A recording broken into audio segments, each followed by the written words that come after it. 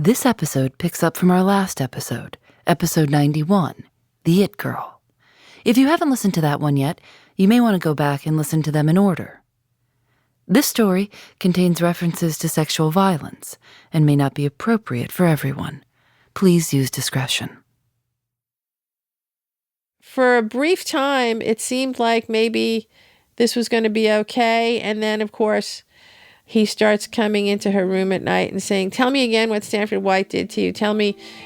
And she realized that part of the reason why he married her was because he wanted to relive this experience over and over again about White. He was so obsessed with him.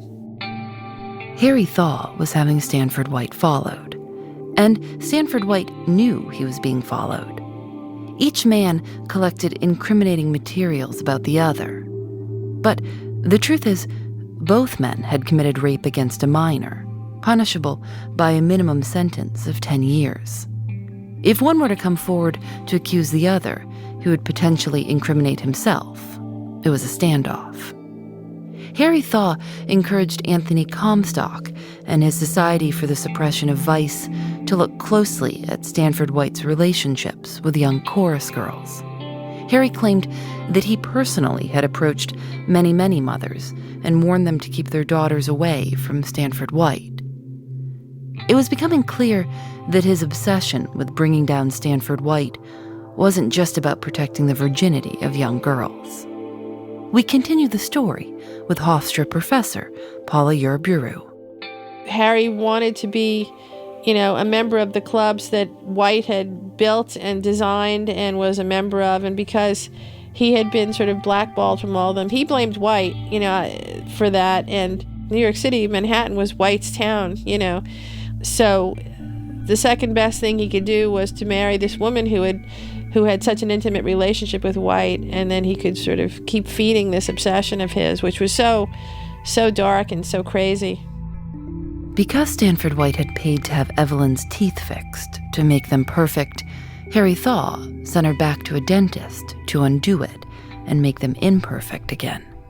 He made Evelyn promise that if she ever saw Stanford White, even by coincidence in passing, that she would report it to him. He told her to call him the Beast or just the Bee. Evelyn had imagined that she and Harry would travel and she'd get to see the world, but in reality, they spent most nights at home with his family in Pittsburgh, who she described as inartistic. 1 year into their marriage, Harry announced that he and Evelyn would go to Europe. On June 25th, 1906, they traveled from Pittsburgh to New York, where they would spend the night before boarding a ship to cross the ocean.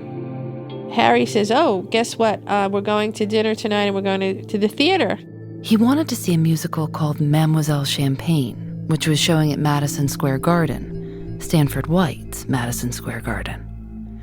They had dinner first. Harry was behaving strangely. He was wearing a long black overcoat. He was drinking a lot and quickly. Just as they were finishing their meal, who comes walking in but Stanford White with his son? Evelyn saw him right away, but somehow Harry did not. She tried to act completely normal and keep Harry from turning around. Stanford White and his son went outside to the restaurant's terrace, and then Evelyn realized that she might get in trouble if she didn't tell Harry. She wrote on a piece of paper, "The Bee was here, but has left." Harry read the note, and then he ordered champagne, left a large tip, and he and Evelyn went to Madison Square Garden. When they first get there, before the show starts, Evelyn looks, and much to her relief, Stanford White is not in his usual seat because he was the designer, the creator of the garden, and so he had his own special seat, but he was not there, which she was happy about because she imagined some sort of really ugly confrontation between the two of them if it ever happened, and she really didn't want that experience. So the show starts, and it was extremely hot. It was ridiculously, unseasonably hot, and Harry was wearing this big, heavy black overcoat, and Evelyn said to him, "Aren't you hot?" And he said, "No, I'm fine.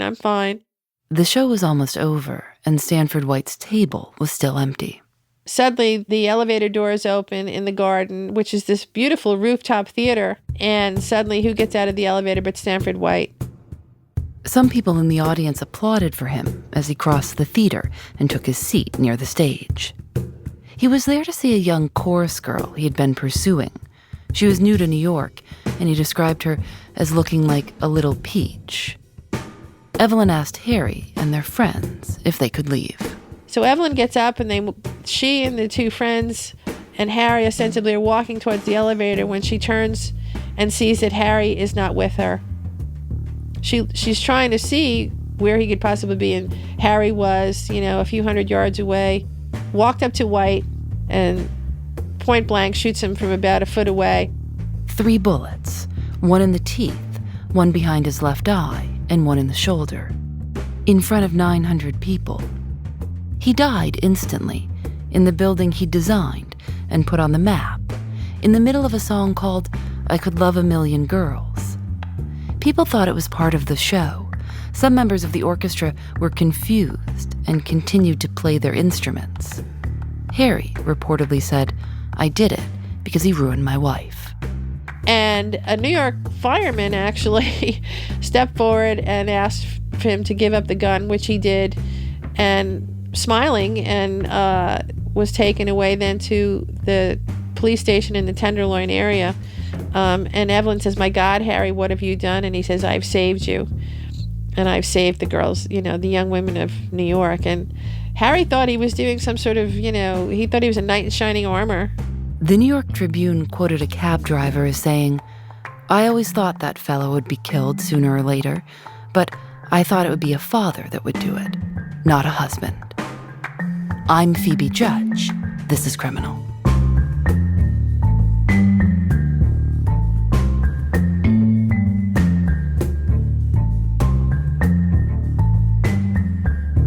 Harry Thaw was arrested and held without bail.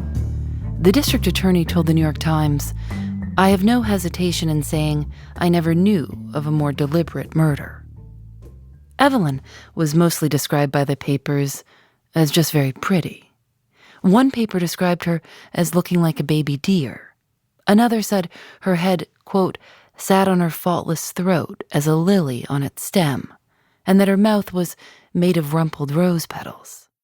I don't think Evelyn ever thought that Harry had the courage, or whatever term you want to use, to do anything that drastic with White. I think she might have worried that there was going to be some sort of, ugly scene, some sort of, verbal scene, but I don't think she ever thought that he would have the nerve to shoot White, but he did. After that night, Mademoiselle Champagne was a huge hit.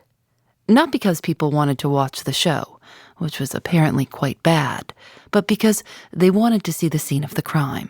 You had Thomas Edison rushes to get a version of the murder, the rooftop murder, into the Nickelodeons. Like 2 weeks later, you could go to the Nickelodeon and see the reenactment of this murder. It's in this Edison film. And then the Thaw family commissions their own film. And then you had the newspapers. There were something like 28 newspapers in New York alone. The Herald, the Journal, the Daily News, the list of newspapers goes on. And it was front page news for 2 years. And of course, despite the fact that Thaw was the killer and White was the victim, the face of the murder trial was Evelyn, because she was going to be a witness, a star witness, and she was the center of it all. Harry Thaw and his mother made her testify. Their defense strategy was unusual. The lawyers wanted to argue not guilty by reason of insanity, but the family was adamantly against that. And so they came up with a compromise. Harry's attorney described it as the, quote, species of insanity which makes every American man believe the honor of his wife is sacred. He called it Dementia, Americana. For it to work, the jury had to be able to put themselves in Harry's shoes and to be disgusted by Stanford White. For that to happen, Evelyn had to take the stand and testify that Stanford White raped her. She didn't have a choice. Mrs. Thaw controlled her finances, put a roof over her head, and warned her that if she didn't do this, Harry would die in the electric chair. Evelyn testified for several days, speaking in excruciating detail. The district attorney, William Travers Jerome, bragged to reporters that he couldn't wait to cross-examine her, that he would, quote, tear her limb from limb and exhibit the interesting remains triumphantly. He showed the jury a photo of Evelyn on a bearskin rug, wearing a kimono. He asked why she'd accepted so much money and so many gifts from Stanford White. He asked why she attended his notoriously wild parties if he was such a monster. The trial testimony was printed in newspapers. It was so shocking that President Roosevelt tried to have it suppressed. He said the full disgusting particulars were preventing people from concentrating at work. Keep in mind, this is 1906, 1907, and people are not talking about sex, much less getting on the stand and talking about riding naked on a swing and riding naked on Stanford White's shoulders and photo shoots and having to wake up in this mirrored bed. So all of this was just incredibly, incredibly salacious. No one had ever heard anything like this before. And the Thaw strategy was, it didn't even matter if what was said was true or not. It was just the fact that Evelyn said it to Harry, and that made him crazy. So they called it a brainstorm. Harry's mother paid several alienists, the precursors to psychiatrists, exorbitant sums of money to explain to the jury how it was possible for Harry to be perfectly sane before and after this temporary brainstorm that compelled him to defend his wife's honor. So that was their strategy, and it worked because, amazingly, even though he shot White in cold blood in front of 900-plus people with witnesses and everything else, it was a hung jury. The district attorney couldn't believe it and vowed to have a second trial, which happened a year later. In the course of, a year between that trial and the second one where they have to go with the insanity plea, it's almost like everything broke open and suddenly it's the modern world. The public are not going to be fooled by this mask of, the knight in shining armor or any of that old stuff, the old Victorian morality clearly is out the window. And so it was really quite amazing.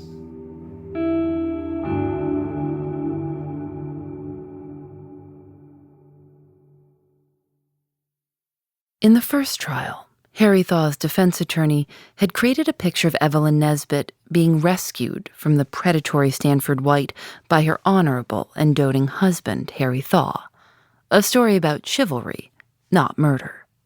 But by the second trial, reporters had gotten their hands on all kinds of personal details, and so the narrative wasn't so simple. It was clear at that point, because of the incredible media coverage, that it was very clear that none of the people in the center of this tragedy, neither Evelyn nor White nor Thaw, was exactly what they had been initially depicted as.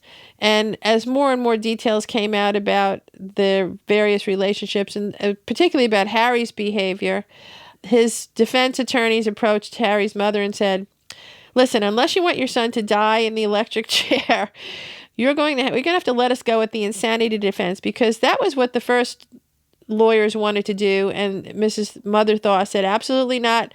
Even though insanity, she had a brother who was institutionalized and there was some evidence of other mental problems in the family. She did not want that coming out. So too much has come out about Harry's behavior.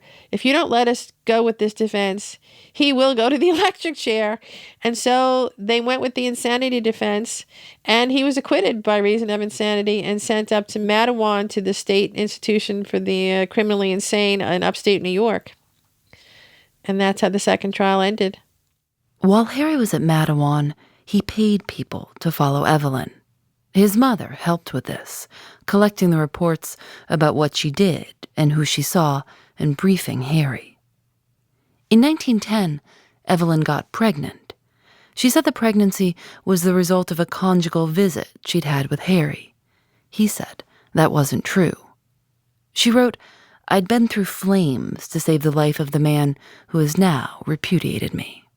I'm sure that the Thaw family promised her that they would take care of her, but Mother Thaw had no love for Evelyn. In fact, she hated the fact that her son had married so beneath him having married this chorus girl. And so once Harry is incarcerated, he's no longer in charge of his finances. Mother Thaw is. And she put Evelyn on a very short leash. In fact, according to everything that Evelyn said, she had to keep going up to Matawan to beg Harry to beg his mother to give her even just enough money to pay for the rent for the apartment she was living in. And so she sort of stuck it out as the devoted wife, I guess you could say, for a couple of years. And then it became clear that the whole family, that she was never going to get any money, nor were they going to give her anything to even help her to live.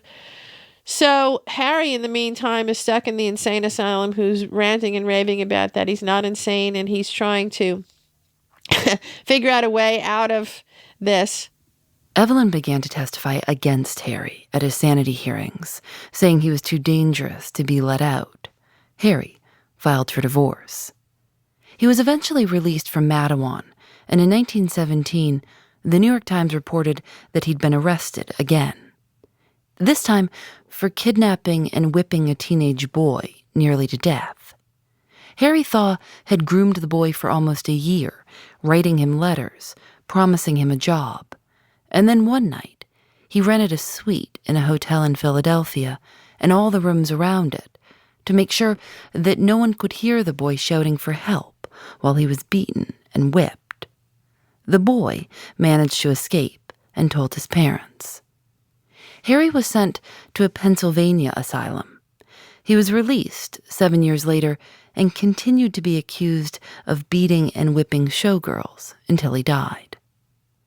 After their divorce, Evelyn, with her young son, tried to go back to work.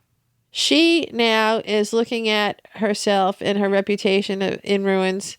She's known as the girl in the red velvet swing, which she still is. She decides to try to have a career in vaudeville. She was criticized for performing. Papers reported that she was capitalizing on her fame from the murder trials.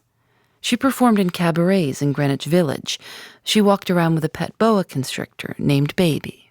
In the 30s, at the lowest point in her life, she said that the tragedy wasn't that Stanford White died, it was that I lived.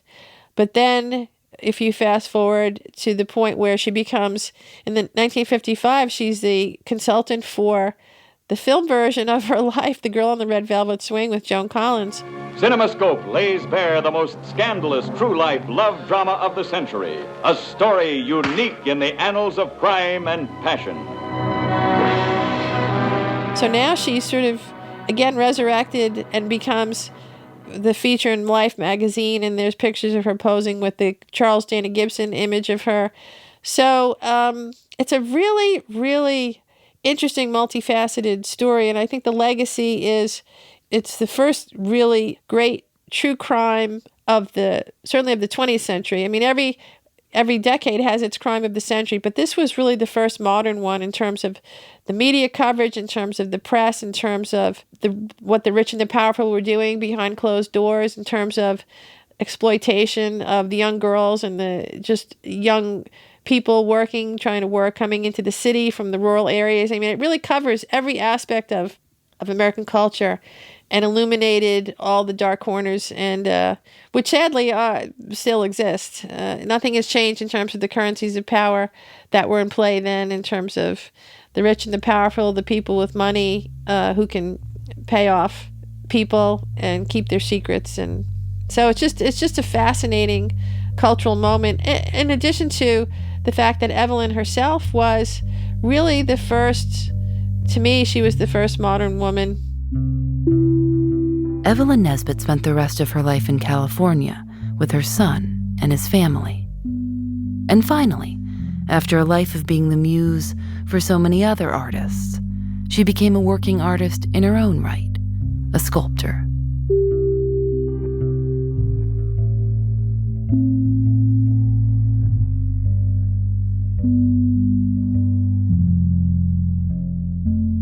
Criminal is produced by Lauren Spohr, Nadia Wilson, and me. Audio mixed by Rob Byers. Matilde Urfolino is our intern.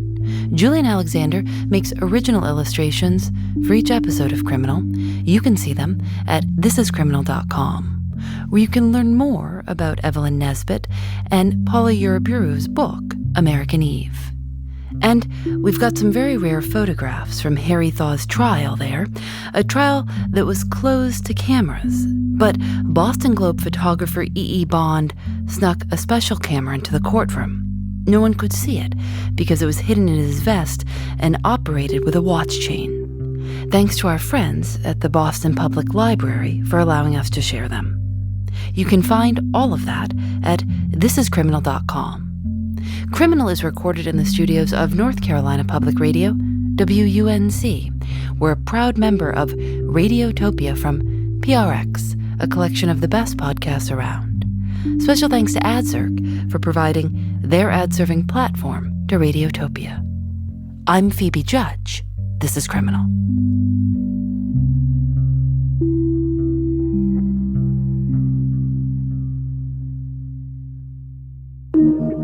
Radiotopia.